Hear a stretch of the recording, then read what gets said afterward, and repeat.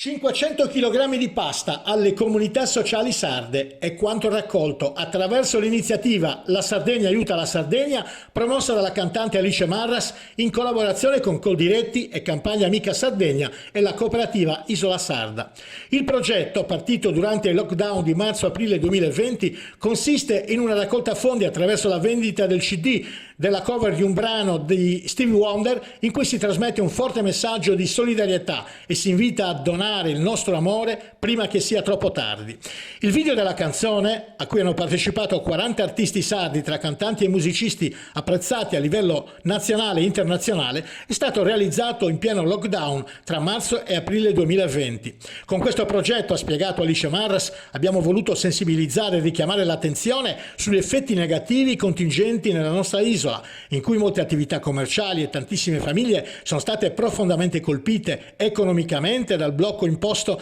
dalle manovre di contenimento del Covid-19, ma anche sui disagi che il post-emergenza lascerà nei prossimi mesi. Nei giorni scorsi Campagna Amica ha consegnato la pasta alla parrocchia di Settimo San Pietro, a una casa famiglia, la comunità per minori il Gabbiano, una mensa poveri e la parrocchia San Sebastiano, tutte di Oristano, alla casa della Divina Provvidenza di Sassari, alla cooperativa sociale Il Sogno di Sassari, gestite da Don Gaetano Galia, che gestisce diverse comunità per detenuti e minori, alle suore salesiane della parrocchia di San Domenico Savio di Nuoro e infine alle comunità gestite da Don Francesco Mariani, sempre a Nuoro.